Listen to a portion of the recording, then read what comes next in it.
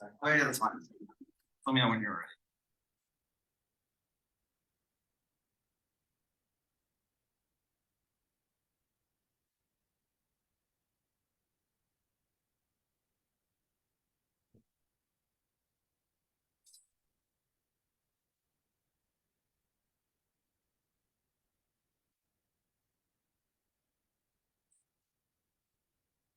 The bit that's good. But it's your standard. I understand.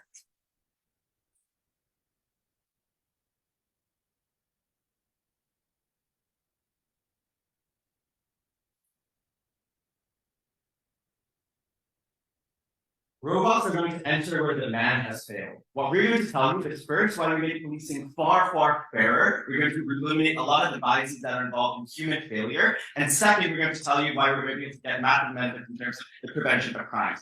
I honestly think that the info slide defined out how this would work quite clearly. We're happy to take clarifications later if people want them. And I'm just going to get straight into arguments. First, on why it makes policing far fairer. Let's think about the problems with human policing for a minute. First, it's things like split-second based decision making, where you have things like, wait, can we do something about that? I'm stopping the timer at 30. Yeah, that's fine.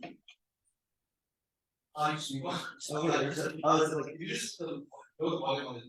yes, it's true. That did work. Yeah, I'm gonna resume the timer at 30. Yeah. Oftentimes, we have bad decisions being made by a cop who is scared in that very moment that, for example, someone's going to fire a gun at them or someone's going to try and stab them. They have human instincts that are risk averse and are deeply feared for their own life, so they will fire a gun and potentially end someone else's life in the process. No amount of regulation can get rid of those basic human instincts that will make you fire a gun in situations where it's not necessarily needed. Second, the human eye is problematic. You miss things, right? You misidentify things out of your risk aversion. Again, does someone have a gun in their pocket or are they just having a hand in their pocket? That identification, I think, with robots is probably far better because you have a large sample of experiences in the same way that, for example, you can train AI to recognize what is and is not a cat. And you can also train it to recognize what is and is not a gun in somebody's pocket. Third, you get rid of this massive hush culture that exists in policing, right? Which is that you have buddies within the top system, officers who trained you, people who you respect and made sacrifices for in the past, and they made sacrifices for you. So if they made a mistake, you think that they're just somebody who was trying to do something for the sake of good, just protecting people, and so it's okay if they mishandle a bit of evidence. It's okay if they put something in so that you get the bad guy in prison, even if it's some piece of evidence that would have exonerated them, for example. Those kinds of things go away on our side of the house, because you do not have a buddy culture within different robots, right? I just think it's a little bit ridiculous for that to exist. The kind of casual racism within departments also evaporates as a result of that. Those cultures within departments are broken as a result of the fact that now the on-the-ground people who are doing the policing are a culture of robots themselves, so they would do it. They don't love each other, they're not each other's buddies, so they won't cover things up. And even if you hack and corrupt one robot, a failing in the system is more likely to be reported, we think. Why do we get rid of a massive amount of bias within the system? First, we're able to adapt experiences of these things to human responses. That is first, I would imagine in the process of implementing these in their early days, you probably learn from beat cops on the job. You don't have to start from zero, so therefore you're able to guide them through some experiences. Second, obviously with any AI, it's going to learn from its failed experiences, and so therefore we're going to minimize harmful situations. Say a robot accidentally, is going to be over-aggressive towards somebody, you flag that as a bad experience, and you say, do not repeat that, and so therefore it's unlikely to do so. But third, know that where it comes to programming AI, you can control the samples that you feed into it that are going to be used for its future learning. So therefore, at the top of the system, you can program in which experiences it learns are good and the correct response to a crime, and which are bad and the wrong response to a crime, and you can adjust these things accordingly. Second, I would note that you can learn from good sources. First of all, I would imagine in a world where you're going to do this, you have regulatory agencies and much more independent oversight. Why is it greater than the oversight that happens with police on humans? First, because you can centralize experiences with far more evidence. You have more of those videos on the ground. People turn off their body cams a lot of the time. Many jurisdictions don't have body cams. I think that we're able to put these things to the top brass, and you don't put them in a position where you can even bury these things within your police department and police infrastructure, and so therefore you centralize these things a lot more, so allow for the scrutiny to take place. Second, people are initially creeped out and spooked by the idea that robots are policing us.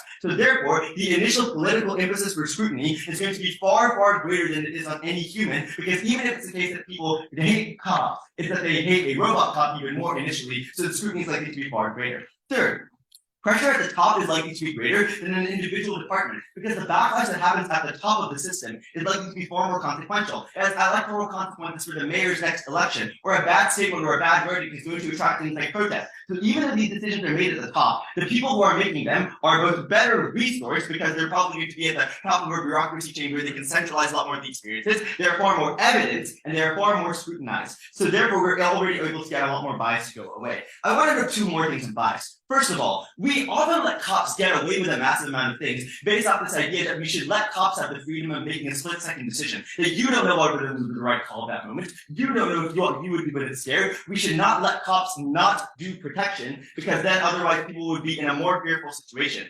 Now, we get rid of those justifications because we don't care if that criminal shoots a robot. So therefore, those justifications, those instances of letting cops go away scot-free because we would rather the precedent of those things don't get established, all of those things go away on our side of the house. But finally, I know that a lot of the biases that exist within the system are a consequence of a lot of poor learnings that have happened. For example, cops learning from the eras of tough on crime, cops learning that those are the right things to have implemented and have done. Given that those things are probably going to go away significantly at the point where you can control what is learned, the initial experiences that people have with these robots is likely to be more positive, and so therefore reflect on it better. I want you to think about the scale of this. More people go to officers when the crime actually happens to them. Less people are going to be gotten on unnecessary arrests that are going to go onto their record. Crime is horrible. It is traumatic. You can try and repair it after the fact, but a lot of the time the damage is done. We would rather prevent those damages from taking place in the first place. Emily. Given the sheer number of laws these robots will have to be trained to and the large number of contexts, how do you have a data set that is that large and that expansive to be unbiased, even then or regulated? Because it obviously grows over time, right? Like it starts out small with basic premises and you can go forward and add more and more of them as you go. But also when you identify a problem, you can regulate that problem outwards. You can say, note that when you were trying to make this conclusion off of whether you saw somebody and you thought that that was a hand or a gun in their pocket, that you got it wrong last time, fix that thing. We can fix these things over time. Given the massive number of Robocops that we get, sure, we get things wrong sometimes. We think regular police officers get things wrong a lot more of the time.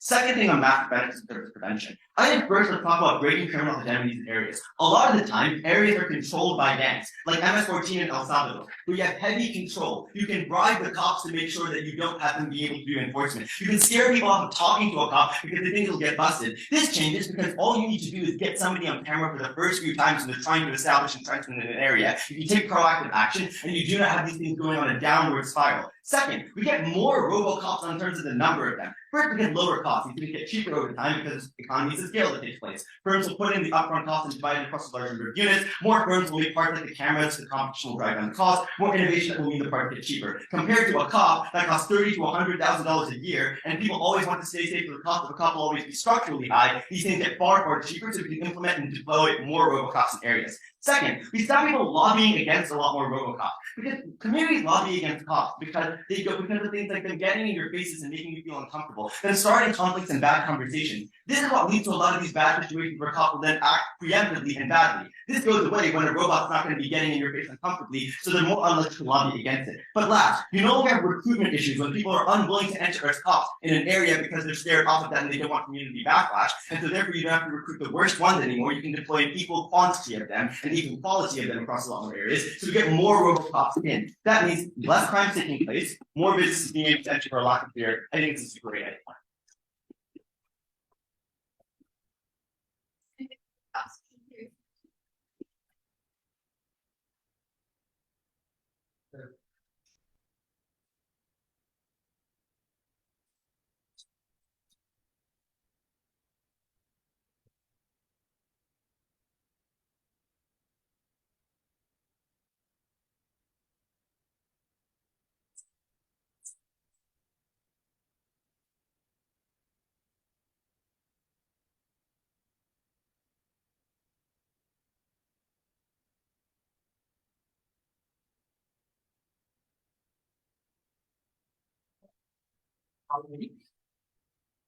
Humanity is an important mediating force in high conflict situations, and the last mile decisions must be made fundamentally by humans rather than AI, which will prove and systematically make mistakes that generally hurt the most marginalized in the community. First, I just want to actually characterize what OPSO is, because I think Graph is a bit uncharitable here when they try to argue that like our world doesn't really have this like AI assisted tools. I think there are probably going to be two things that characterize OPSO.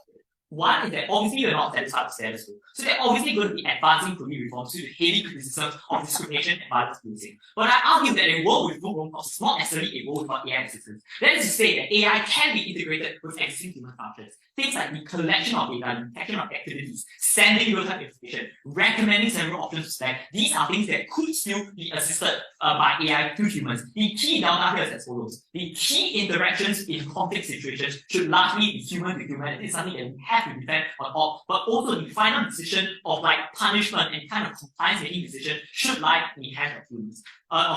The first thing I want to bring to you is why a Robocop world fundamentally creates a systemically unjust society that punishes the minorities and POCs that opening government wants to protect. Because recognize what exactly the minorities themselves struggle in the current world of policing. I think the first thing is the problem of stereotyping, the empathy gap, and the othering that tends to exist between like gangs of police officers and citizens who may be of different ethnicities, looks, and genders. Well, secondly, I think there's also a secondary impact on the climate of fear of policing. That is to say that you fear going out, like walking the streets, just because you feel that there's this climate of like disproportionate violence that is enacting to you. These are problems that exist in status quo, but why does the Robocop world concretize and exacerbate such problems? AI-coded discrimination. The problem with OG is they never really tell us why exactly racism disappears under their side of the world, which means that the people who set up the codes themselves have their own biases. And this is like very, very intuitive, right? Like this is an EU-backed agency. There are many countries in the European Union who themselves are not necessarily the most democratic countries as well. Look at like countries in like, for example, like Eastern Europe, Poland, Hungary, etc. These are countries who likely want to use these AI more for the purposes of efficacy, of trying to increase national security rather than the myriad of like diverse metrics that opening government talked about, right? So the problem is that you don't know what you don't know, and your cognitive biases get seeped into the code, disproportionately policing in certain areas with high population of certain ethnicities, coding scale of violence against certain groups of suspected individuals based on things like facial features, like problems with their history, etc. This also directly responds to Waji's point on the racist police grouping. Because the problem is that they only tackle a problem of enforcement rather than policing. The problem now is that instead of having humans to hedge against the worst forms of wrong kinds of punishment, AI themselves don't have this instinct or don't have this biological aversion to like certain kinds of disproportionate forms of violence that may ensue on their side of the house. They don't have this hedging mechanism. The impact therefore is that on a consistent scale, the people who suffer are the people who are already suffering from this like discriminatory policing now suffer it on a longer time scale because this AI is far larger in scale, is far longer in its ability to like maintain and enforce policing as well for a longer time span as compared to the comparative, which means that the ones who are forced into lives of crime by like poor or broken living conditions suffer more. But secondly, why does AI decision making calculus is fundamentally poorer than humans in like most regards, right? I think generative AI or just like AI tools work on like the iterative adjustments of like advanced neural networks, right? Which change and adjust their values based on the inputs that humans put in. So the fundamental model can never deviate from preset metrics, right? So even if you can iteratively adjust what kind of warnings or what kinds of punishments to issue to violent offenders, the metric of scaling the intensity of punishment based on violence alone always fails. So the improvement in AI that opening government says will happen and will eliminate all forms of like poor Robocop-led kinds of policing still stays, right? Like the implication therefore is that discriminatory poor forms of policing now probably get systemized and extends into the long term. But lastly, why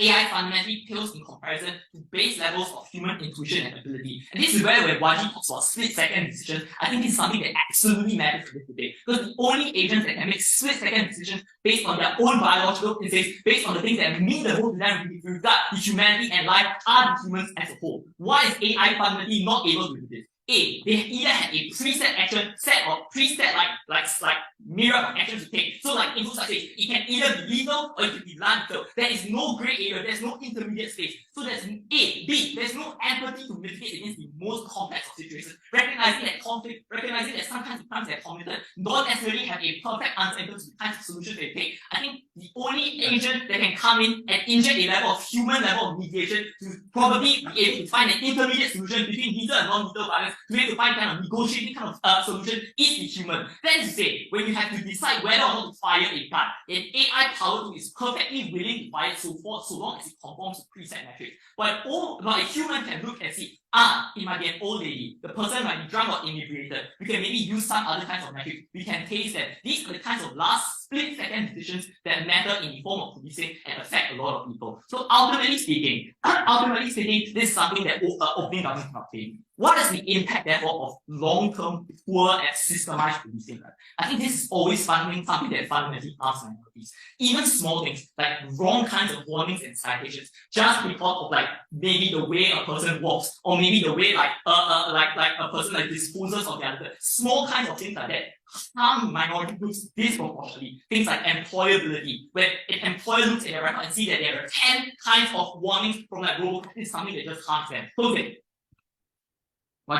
Even if pressure exists on both sides and we agree too much policing is bad, who listens more? A relatively progressive police agency who listens to academia, or a department of beat cops in a rough district who think critics don't understand the sacrifices they I make just every don't day? think they get their like super progressive police department or their side of the house, because the kind of problems that exist in Teleco will be replicated to them. It's just not going to be enforced on the far larger scale and in more absolutist terms, because now you are encoding it into data. At the very least, on our side, we'll use AI as a support tool, as something to guide us and improve us. There is still that human level of like empathy and progressiveness that can help to complement both sources of expertise. This is something that they just fail to achieve on their side of the house. Second kind of impact is a climate of fear that forces minorities to stay more at home, like less working. Like there's so many fucking like Robocops out there right now, right? Like you're just going to be scared as compared to like 20 police and now you have 100 Robocops there. This is something that just fundamentally strikes fear into people who are already systemically like oppressed in society. In the worst instances, when it makes the wrong decision, I'll argue that AI systemically makes wrong decisions, it encodes wrong decisions. At the very least, there's a human epic to hedge against that.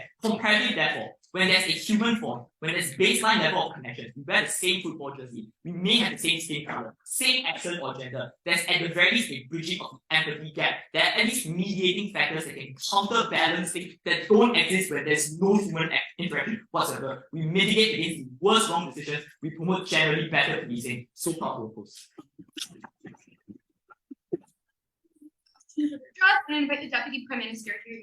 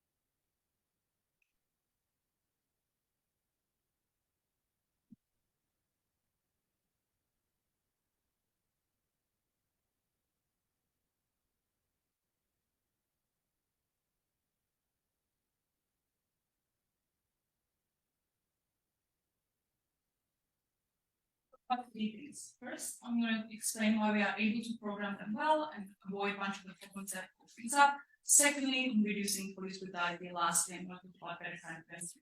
Why are we able to program these well? Open Culture concedes that we have some kind of pre-programmed, pre-existing guidelines that are probably coming from top to bottom.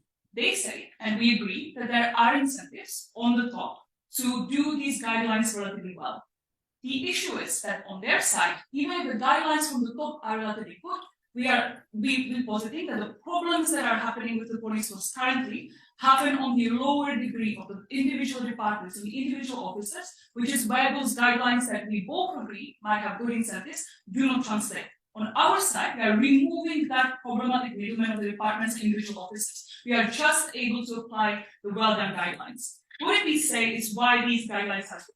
We pointed out that there are probably the way that these guidelines are done. Although there is a corporation which has the technical and technological development departments, there are some independent agencies that are able to oversee it, the people who are in charge of the large police departments, etc. We said there are checks and balances on it, which is that you have you have both some kind of electoral incentives. So broadly, in terms of just bipartisanship, some parties presumably do care about not like terrorizing with Robocops neighborhoods with people who are there voting blocks. But also you also have more capacity to kind of whistleblow within those large agencies. So if you have like racistly programmed Robocops on purpose, presumably someone at some point is going to be able to blow that up if it's on such high level. And factually, this is just correct, right? That we see that we have implementation across like police departments of like trainings for being nice to minorities. The problem is it doesn't translate on the individual officers, but you can put similar things to a robot. The second thing is we point out that we have the capacity to program them far more specifically. Because the problem about police officers firing randomly is because we are giving too much leeway to police officers because we care about protecting their lives. That's why you give the police officers a leeway to be shooting, but you wouldn't be giving that to a robot, which is why like you wouldn't be just programming the robot to kill people and kill grandmas. You would probably make it much more, you would program it much harder because the robot is actually able to use lethal force if at all. So you just wouldn't be shooting on random grandmas. And I think there's a clear like reason why like you don't want to be having huge shooting robots as massive backlash against things like that when they happen. The next thing that opening opposition says is that you're just going to have the bias in terms of the sampling, because you can't deviate from like the human, how the humans think about it. This is like both, if there's an incentive, then you have the incentive to not do it like that. And we are noting that there is a capacity to do it, right? Like you are able to adjust the sampling to make sure that there's not this direct bias towards a certain race. That's literally how we are already doing it with like recognition, facial recognition, etc. These are things that are later that we are able to do. The final thing that we also noted is that when there are issues with the program and the way that the AI functions, we are able to change it, right? Because it's very easy to say, this AI fucked up X, let's adjust it. While if a police officer is behaving like that, there are problems within the police culture or how individual officers are behaving, then what she explains that you have a buddy culture, where you don't want to be like, you often are hiding the bad behavior of your fellow officers because they are your friends. They are someone who you trained. You don't want to be losing those officers. Well, it's much easier to get on Robocops. And the way you want to apply here is that even if the AI makes some mistakes at the beginning, that's comparatively better if you can solve it quicker than if you have long-term culture within police departments that is not getting addressed. Why then is police brutality going to get better given all of this? The problem of opening opposition is they don't engage with any of the problems that we described that are specific to humans, even if you take all the racial bias, etc., out of the equation. Which is, the first thing that we note is the thing about split-second decisions, which is the fact that you are fearing for your lives, the fact that you have the issues of human eye, where it's like, you can't tell if it's a gun or if it's whatever the person is holding, while the robot is presumably able to detect those things substantially better, right? And then there's an inherent problem of the human imperfection. And I would note that it's much more likely that a police officer overreacts because of the fear and shoots more likely than less likely, which is why you're not going to be just like random, like the robot's not going to be randomly shooting grandmas, because I already explained it's probably not programmed like that, while the police officer is more likely because of the fear to be overextending the force. Opening opposition says that you have some gray areas where like perhaps the answer is not particularly clear. The first thing, again, we say that we probably, the way it's going to be programmed is going to be hedging. But secondly, over time, it probably gets more specific. We can train the AI based on all the situations that is going to be encountering. But also, it has truly some kind of really gray area. It's really unclear what the robot should do. There is a claim in the input side that you can communicate with some kind of life operator. So if that happens, you are able to do it. We say it's a minimum number of situations, so it's not like it's going to be the word like symmetric. It's not symmetric, but in those minimal situations where you can't make decisions, you can still do it. But also, we describe that there are issues like bad cultures within departments, so the cops are just like joking to each other and enforcing the kind of racial biases that might be counteracted from the top-down guidelines, but you can't really change the individual departments as a result. Because of that, we know that the issues of police brutality and overuse of force that get significantly better on our side. We've heard about better crime prevention posing. Look, if you are given like racial abuse, etc., by a robot, and that's treated as an outlier, and they make no changes to the data set, has justice been done? I mean, if you change the data set and then the robots are then less likely to be committing it, I think that's better than if it's just keeps repeating. I don't know. Okay, only better crime prevention.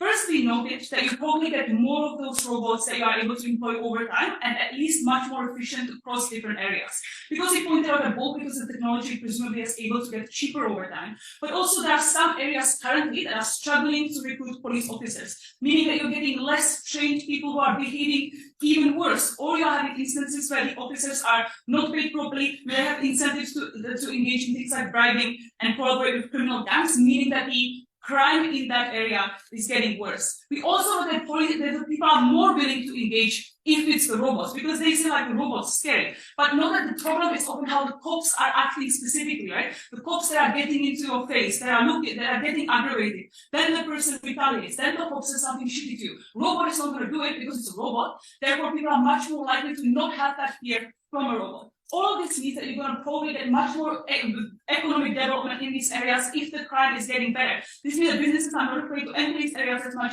It's probably much more important than people get some tickets for littering and then it ruins their like employment. Those are not on the criminal record anyway. For all those reasons, Charlie. Okay, no worries. I'd like to thank the DPM for their address. Give us 1 second to fix the screen.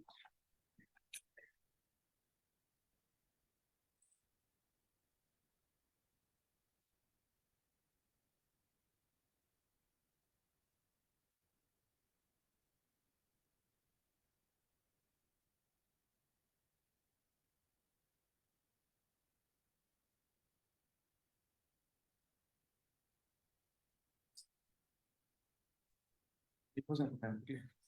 Yeah.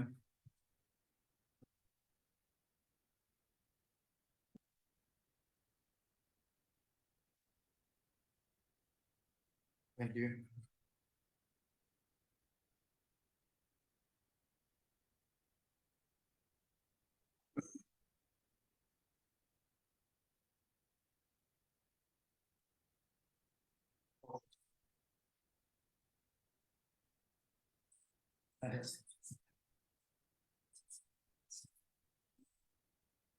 I don't think I have too much to do in terms of cleanup, but I will flag at the top of my speech that I think the institution that they have to defend on this side is significantly resistant to change. I think it will likely result in the creation of a multi-billion-dollar industry that has significant lobbying capacity. However, in our world, and as we've seen in the world as it exists, we have had significant and tremendous forces that have mediated the push for police reform. The fact that most police departments are created by civil servants who have massive capacity, or we have massive capacity, promote change that. Also, the world itself has changed. And this is where I want to do illustrate the comparative of the human empathy. And I think the only way to do that is defend the worst case. And answer the question, why would I rather have a racist cop over a robot? And here's where I'll tell you a little bit of a story about my life. As someone who has existed as a brown body, your time up, has existed in brown body in spaces, and of course landed in the world, I really hate airports. Not because I'm scared of flying, but because I'm scared of what the institutions of power, things like TSA agents, have over my ability to meaningfully access that space. That is to say, when I go into an airport, I shave my thing. I don't wear caps. I make sure that I call TSA agents, sir. There is a meaningful ability for systems of power to stop people accessing some level of value in those spaces. I think, even in these instances, you can very easily, as a person of color or any minority that finds themselves on the lower end of any level of social capital, to meaningfully moderate these experiences. When I call a TSA agent, sir, I can meaningfully prey on the existing capacity they have and co-op some level of personal safety. Maybe, for instance, like Rick said, I'm wearing a Manchester United t-shirt, and that person is a Manchester United fan. There are moderating factors that are based on collective humanity that oftentimes give us the capacity as minorities who have been navigating these spaces for the entirety of their life to create some level of individual safety. But I would honestly note, even if you don't think that people have the capacity to do this, and they have been doing this, and this has resulted in some level of change, the moment I go up to a metropolitan cop and I lift up my phone like this, they're fucking scared of you because there is a social moderating force because we understand that there exists some level of accountability. They say on their side you can switch up a body cam. But honestly, what happens to a cop who's under investigation and has their body cam off? There is a massive justification and principle concession whether this person has committed an act of guilt. This is incredibly important because it proves two things. Firstly, policing is an actively, there is an active one to play police in a meaningful way. I think they need to stand over a world where there's two things. Firstly, create a climate of fear. All of their analysis points to two things. A world that would be significantly over-policed under the idea that it could solve crime. I will make two immediate observations. Crime is often something that cannot be solved with massive over-policing. Look at the epidemic of knife crime in places like London, and look, this is often a consequence of immediate systemic failure of government division of resources. They flag their response of El Salvador, but imagine if the people on the street of El Salvador did not feel comfortable occupying those spaces. People who are forced in systems of, like, for instance, drug peddling and cartel usage. These people would be meaningfully limited in terms of their ability to do this. This is why, the ability of someone who has existing some level of bias, like for instance, my dad is a cop. He hates protest movements. I myself was involved in the food was full movement. The fact that I had a degree of proximity to him meaningfully mitigated his bias over time. This is important because it gives us firstly a positive change. Second bit of analysis here is like literally just fuck the EU. Like they're a massively anti-immigrant and anti-brown like regional body. They have a significant thing. I don't think that they can take the collective intelligence of the EU, which has designed policies that have literally trained about refugees and minorities in the access of space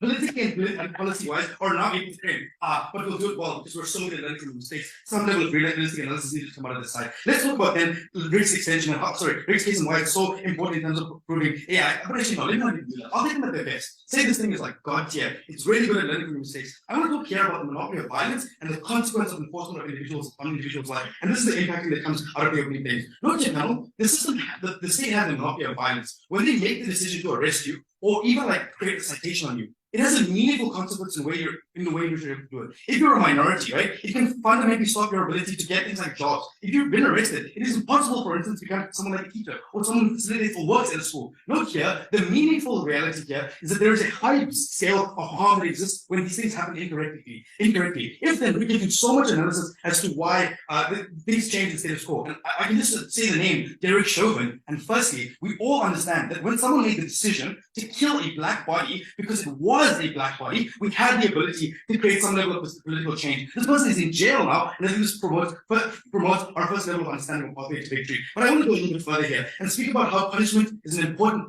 and flipping the opening government's claim. They say it is the human's inability to make very well-rationed split-second decisions that actually put them in harm's way and makes them imperfect authors. I would say it is intuitively opposite. Firstly, most crime is not premised on split-second evaluations. I'm sorry, most people are not shooting on things. Oftentimes it is baseline, it's like street policing. It is things like stops and first. It is those decisions that are not you don't get a meaningful benefit from this. But also, Lucy realizes she loves it. It's like, but the human is on the back end and can't fix it. These are the people with the bias they just described. They try to mitigate it. They know this panel. No, they've spoken about how these people are bad. They have literally all of the mechanisms. You learn from cops on the job. You learn from your bad experiences. They tell us one can. All of this is literally the same thing that can happen in the world. I'm unsure as to why there's a meaningful pathway to change. I want to look here. Political capital that has existed by things like the prison of abolition movement has meaningfully changed the way in which we engage with systems of power and policing in the most broken of systems in places like America. This change is measurable. Firstly, it's not only measurable, but it's directed upon what people actually believe is valuable to them. I think this firstly creates a fundamental basis where people can get reasonable and change for themselves.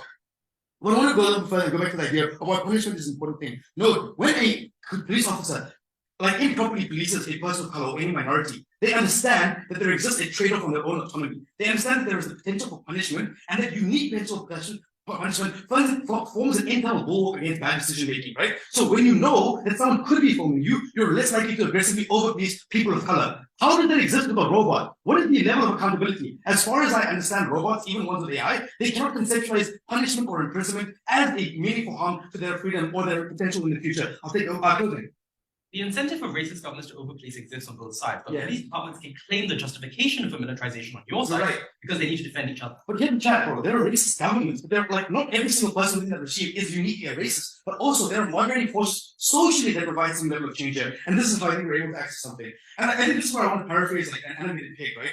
I'd rather have a racist than a robot because it significantly gives us the ability to create, firstly, a visual understanding of where the value of policing comes in. Is it on the ability to create numerical outcomes of numbers going up or down, or is it a human ability to gauge whether or not we violate the principles of justice and fairness of law and rule have been violated? This is where the unique ability of these people come into play. It's why, for instance, we grant them a level of qualified immunity because we understand that there is also a level of enhanced responsibility that is paired with it. That is why, for instance, especially socially, when we call policemen pigs, when we have all of that, there is a social counterbalance to that existing privilege that meaningfully interrogates and moderates their forms of fear. I want to conceptualize the scale of impact here because even if someone who exists in a poor community that is meaningfully harmed and created limits their economy in terms of future job opportunities, or for instance, it is simply the inability of a brown person like me to walk on the street and feel safety. This amplifies and exists with every single person within ghettos and metropolitan areas of life. It affects everyone universally. We all consider it to a high level of, I don't know, importance. I'd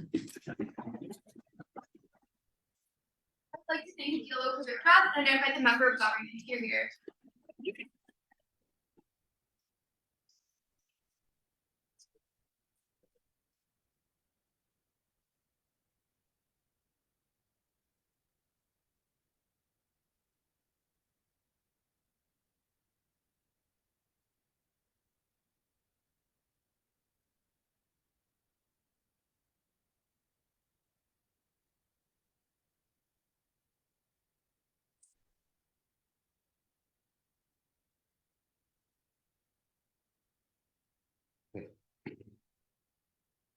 I think there's an inconsistency in the opposition case that is quite damning.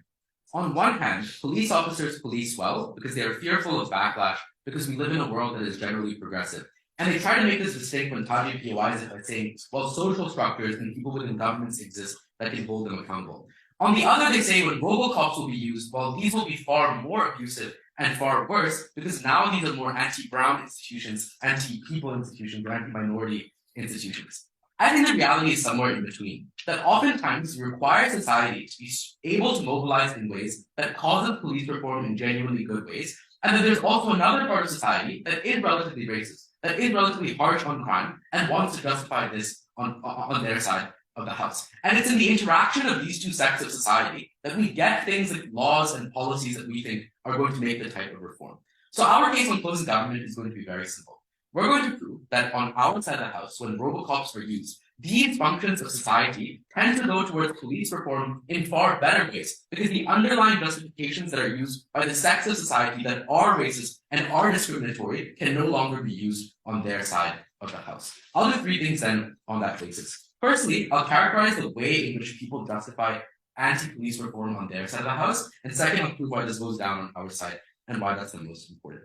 Lastly, though, on why this is the most, why we just think this argument is probably going to be important. Even if you buy opening government and opening opposition at their best, the margin in this debate lies in some minor cases in which sometimes police officers might act in good ways and sometimes in which police officers might act in bad ways. I think OG is still winning that clash insofar as it's probably true that the types of people that become police officers end up being the types of people that were already tough on crime initially, but I'll prove later on why that leads to the policy reform that they wanted to engage in on opening opposition.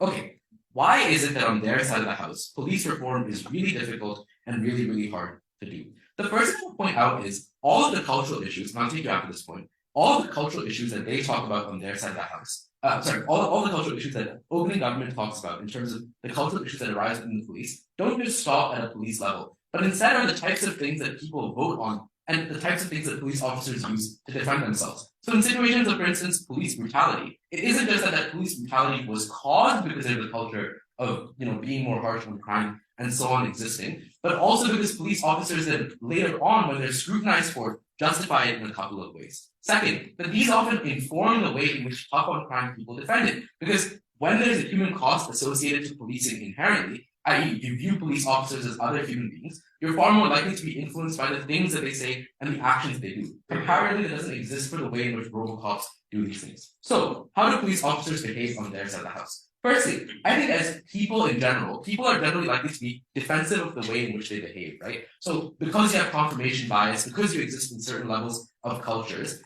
you want to be defensive of the actions that you carry out. And that means that A, you're both defensive of wrongdoings that you might do, and justify, for example, backlash, for example, from social groups, but B, that you're also justificatory of other police officers or other people that exist within this. Second, police officers often mobilize things like patriotism and an active belief in the harshness of crime to their benefit because they tie it to the human cost that is associated with their lives. So in response to the Black Lives Matter movement, one of the most prominent movements that came out was the Blue Lives Matter movement. And the reason for that is because police officers were able to point to the human cost that is associated with their sacrifice. That it is us that is going onto the ground, that it is us that is going to make these things. You should trust us in a certain way. 3, I think police officers want to be seen as specialists in their field. They claim to governments they shouldn't interfere because they don't know anything about policing. And this is also a relatively salient claim that people make, right? That you've worked this 20 years as a police chief, why are you taking me out of my position, and so on. This leads to a couple of things. Firstly, I think it makes it far harder to justify reform on police officers because there's A, a human cost that is associated that people find harder to refute, B, that it galvanizes the patriotism that might exist generally to the advantage of police officers and also makes it much harder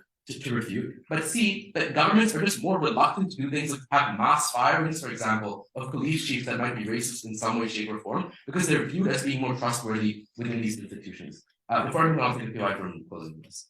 If something has the power to decide what happens with the rest of your life, or indeed when to end it, do you not think you have the right to see the whites of its eyes? No, I think you have the right to see the blues of its robot eyes. Okay. Why do we think all of these things? The second thing I'll point out about this is that the way in which social movements also interact with this is curtailed. Insofar as, first of all, they can be refuted using all of these things, but second of all, like the racist government pigs also no longer have to pay attention to them.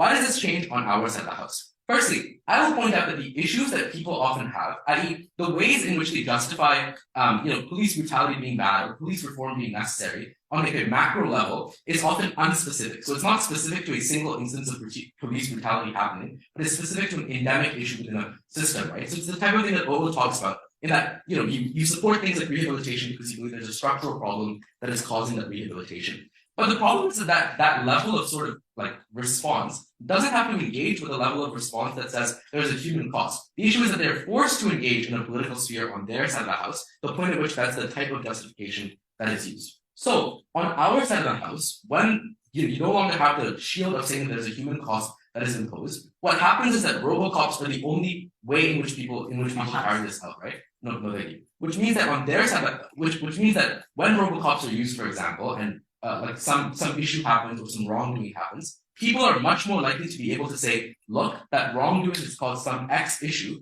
and it's much harder for you to go, that X issue was wrong for XYZ reason on their side of the house. But second, I think in a general level, so on general policy, you're far more likely to be able to now target policy reform, and it becomes much more policy driven. So the point now is, if there's a issue endemic in the way that we police, i.e. like we over police certain societies and it isn't causing much change, which Umar talks about, the point is that is exactly much more likely on our side of the house to get some sort of reform, because you can no longer go, well, there might be some sort of policy reform, but at least there's like a human cost that we're no longer engaging in. So what that means is that you're much more able to get macro policy reforms in the long run, and that means that both Robocops become better because they connect directly on a policy level and aren't detached from the policy linkage that we think matters, but also that over time you get more accurate reflections of the way that society ought to govern people, and that's also good on our side. Let's compare this to the arguments we get. Firstly, I think the impact of this argument is much more broad, right? So it's not in the margin, sometimes when Robocops will be good, or sometimes when police officers will be good, but it's an overarching way in which our police reforms develop, and the way in which that happens is far less opposed by the existence of things like police officers. For all those reasons, incredibly exciting. Draft and invite the member of opposition here.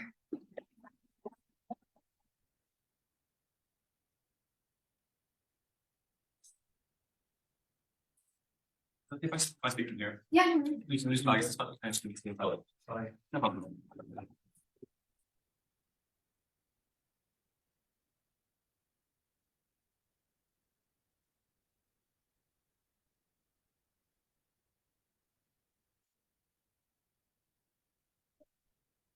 Well, the scandal a few years ago, I think as far as I know, it was in Compton, where they realized that in the databases of the LAPD, they had children, I think as young as 4, being listed as known gang members. On proposition side, that informs how these Robocops interact with those people when they see them on the street, whether they think that lollipop is a gun. They did not give us an answer thus far how that is going to be accounted for in these data sets, because it cannot be found unless it is looked for. Strategically, what am I going to do? I'm going to explain a comparative where we can get community policing and things like body cams on our side, but why that liberalization is asymmetric. Secondly, I'm going to talk about pure-based governance, why I think you do have a right to be policed by another human, something that I would not have thought was a crazy thought until I heard the answer to that previous POI, integrating both pragmatic and philosophical material there, thus proving that every instance of this happening is illegitimate, but also even if you want to weigh on a balance of harms, why that's likely going to fall to our side. Why do you get things on the comparative in terms of community policing? Apart from my opening opposition, as already mentioned, I think that you want to get community policing in places where buy-in has been previously lost. So through things like, for example, like the massive waves of protest, during BLM that percolated across the world and led to their own national versions of police abuses stories being told. They wanted to get buy-in back in those communities. Also, particular communities with experience of bias but who weren't totally oppositional to the concept of policing, implementing local reforms in those areas. And body cams, I think we all agree there's a degree of liberalization that happens, at least in things like body cams. I'm going to explain now why these things are likely to be asymmetric. And the reason is that you can legitimize it in the language of right-wing thought. Body cams protect police officers, or the growing anti-authoritarian sentiment that happened post-2016 that also percolated throughout COVID as well, both on both sides of the political aisle, led to things like community policing being seen as more legitimate, anti-authoritarian measures like body cams being legitimate. On their side, by the way, they cede legitimacy to the militarized segment of police conceptions, which normalized over time means you're more likely to conceive of this as being the way in which power should be exercised, as opposed to the comparative, which deals with closing governments, extension. Why is peer-based governance important? I want to establish a basis here. 3 arguments, or 3 brief points here. Firstly, power exercise requires legitimization insofar as we are born free, and actions that are taken against our personhood require that degree of legitimization. That legitimacy requires consent, because no one person can hold that they have the objectively correct access to morality. It's not valuable in the way that mathematics is. So it must be governed by consent and recognize the intersubjectivity of morality that plays into these things. We did this by codifying these things in democracies into laws, which we see as fundamental rights. And this being a fundamental right, any abrogation of it is legitimate. I'm now going to illustrate a number of ways in which this is lost and also introduce the practical harms of it. Firstly, just starting with humanity. I think the subjectivity is lost here. If the Leviathan is composed of us, if we externalize it onto another unfeeling face of power, I don't think that's a legitimate exercise of power. But even on the fundamental basic level, by props of vision, these things are unfailing. They don't miss when they shoot. That increases the degree to which there is a power asymmetry there, thus increasing the need for justification without providing any further justification. Secondly, there's lacuna in the data. Well, there's a number of lacunae, but firstly, lacuna in the data. So marginalized groups are left out even in liberal contexts, and this is where I'll answer open government's contention. Unhoused people who aren't able to be reached out to by studies, or aren't able to be reached out by like phone interviews and that kind of thing. Secondly, domestic abuse victims who might be shamed into cultures of silence, not willing to answer things when people ask them information, those kinds of things. Thirdly, groups who historically are distrustful of the state, not willing to answer to arms of the state, not willing to answer honesty of studies, believing that they should answer in a particular way, means that even if you have the political capital to have these information be brought about, you don't have the capacity, answering open government capacity claim. But I also think that this is harmful insofar as you are not treating these individuals as a subject, because you're just saying that we can interpret how we should treat those individuals based off of alternative context. Given that your fact as a subject in that system was so important as established earlier, this is fundamentally legitimate. But also there's data selection effects, right? So if they do say, well, we can get rid of those studies in the data, then they don't remove the problem that happens in the first place, right? Which data are included in which studies. They only move it to a sphere where it's less easy to have it be accountable, because you can no longer say it is a particular police officer, but is an unfeeling bureaucracy where oftentimes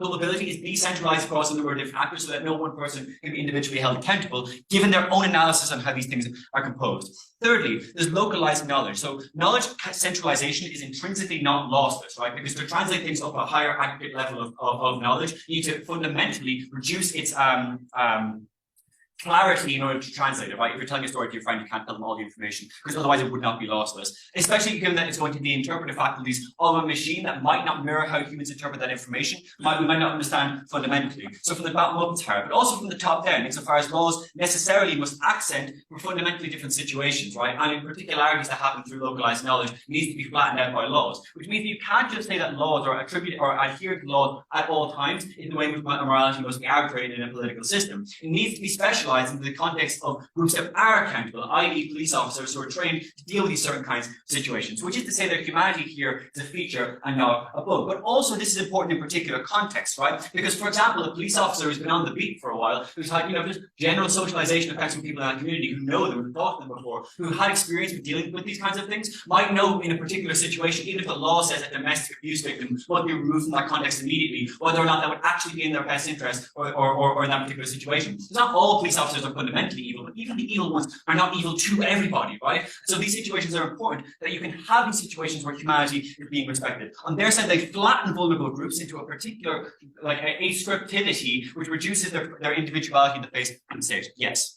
So community policing did not actually become prevalent even after massive protests. There's incentive from governments to not have crime spill over areas and all the other costs. There's incentive from top-down reform and regulation. I delve into why the incentives don't translate to capacity, because they're asymmetric on our side and that capacity doesn't exist. And the first thing, which is the fact claim, I give the analysis why it wouldn't be the case.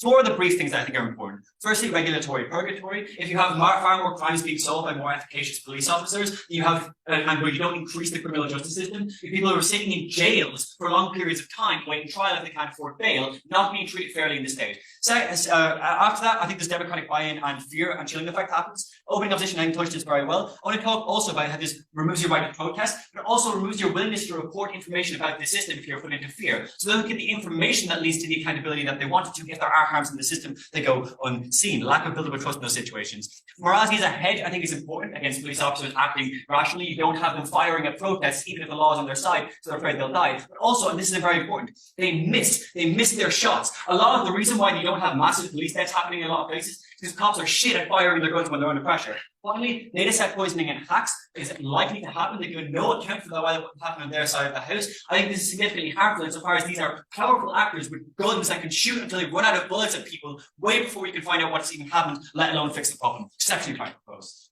I'd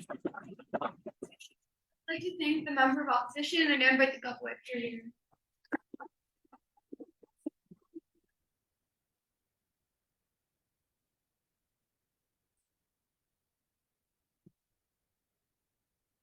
Those supermarket CCTVs. Robocops watching you.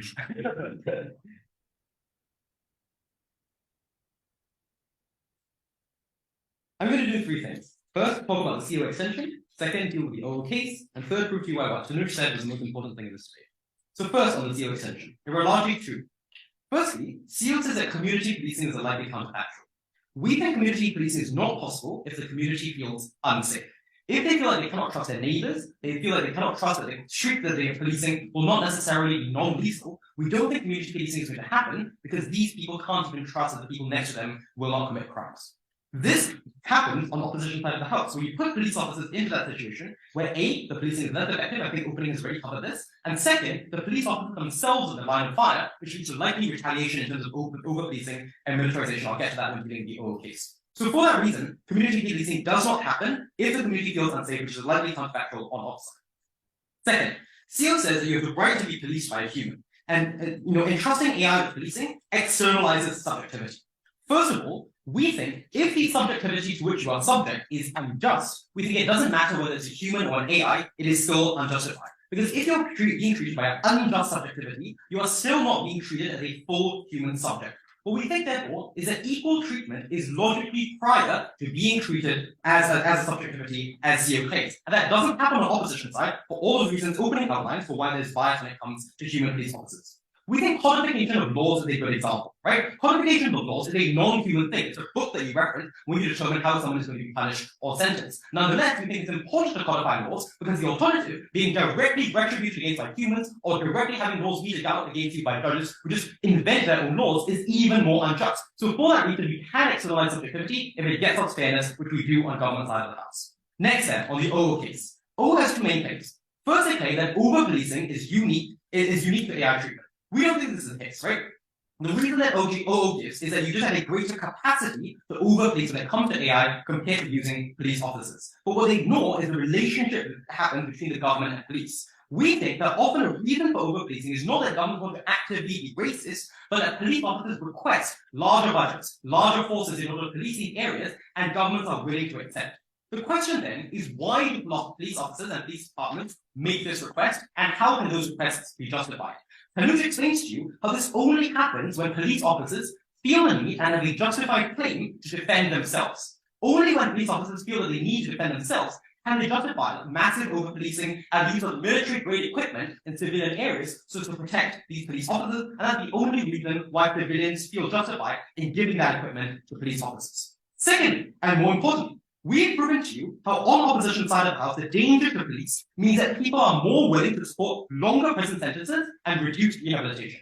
Because they feel that if criminals are let back onto the street with short prison sentences and with, for example, rehabilitative policies, they're going to pose a danger to police officers, no thank you, who are going to then be in the line of fire again. On our side of the house, when you no longer feel that danger towards police officers, you're more likely to support shorter prison sentences which are appropriate to the crime and rehabilitation as opposed to retributive policies. Because even if these quote-unquote dangerous people are let back onto the street, it is no longer a danger to people, but just a danger to AI, no thank you, which is not as convincing a claim. These are unique responses CG gives you, which therefore show you how OO's claim of over-policing does not happen. In particular, we think the extension of prison sentences and rehabilitation is particularly important because it informs a lot of what the opening talked about in terms of why crime even exists in the first place. As OO notes, the reason why crime exists is often systemic. It is because of the fact that you have, for example, three-strict policies and overly onerous prison sentences, which create these problems in the first place. If you get able to solve those problems because you no longer feel like threat to the officers as a result of justifying these policies, then that is logically prior to what OO said. Secondly, OO says that empathy and navigating structures of power uniquely exist when it comes to human agents, and OO doesn't really respond to this. What we think is that the argument sort of takes the form of the notion that we should use biased agents because sometimes they can be biased in good ways. We don't think that's necessarily true. The fact that a biased agent sometimes makes a decision which we think of as good does not mean that that bias is good, especially because in the vast majority of instances, they typically don't. Here are a few reasons why the notion that opening opposition has about navigating structures of power doesn't usually apply. First of all, because police academies often put in large amounts of effort to indoctrinate police officers to resist such tactics, right? I think opening up, no thank you, largely takes this debate in the US, where, for example, police training is short and police officers are not as professional as in other parts of the world. In the EU, for example, where police training is much longer, we think police academies have an active incentive to teach police officers to resist the very tactics that opening opposition talks about. Second of all, even where such tactics are practiced, we think it often leads to suspicion on the part of police officers because they know that this is what people do. And they therefore think that, is this person trying to get under my skin or convince me to treat him in a more empathetic way just because he thinks I'm a human and he can therefore convince me in that way? And therefore that creates even more bias policing when it comes to these individuals. No, thank you. Even if you accept that this is the case, however, we think it's far easier to navigate robot interactions compared to human interactions, because every human police officer is different. And so even if the deputy of the opposition is able to navigate certain human interactions, there will always be other human police officers for which this is not possible. Compared to robots, where your behavior is standardized across the entire spectrum, we think it's far easier to navigate and ensure that you don't enter these awful situations when it comes to robots. Before I move on to my attention, I'll take a quick quick thing. Your reform relies on good faith actors who want free fair policing policies and goals, or the way in which the sponsors of Robocop will develop it, IETU, is to push it to achieve efficacy and efficiency rather than the social justice. Comparatively, social interrogation is more salient and supported by current headwinds for police reform.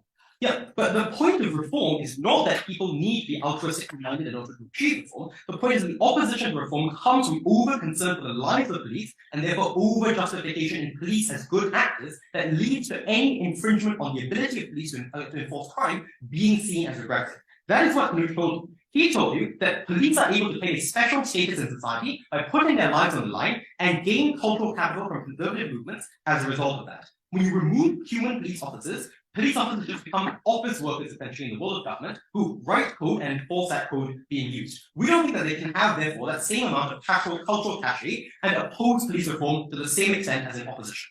Why is it the most important thing? Because we think both opening teams are quite assertive about what kinds of police reforms will be introduced and how they will be introduced, right? Both teams just sort of assert that these reforms will be introduced on either side of the house. What CG proves to you is that the unique incentive to reform police officers, or rather the removal of the opposition to that reform, is only achieved on the government side of the house, which therefore means you access the benefits the opening house talked about in terms of better policing structures. For all of those reasons, Dan and CG.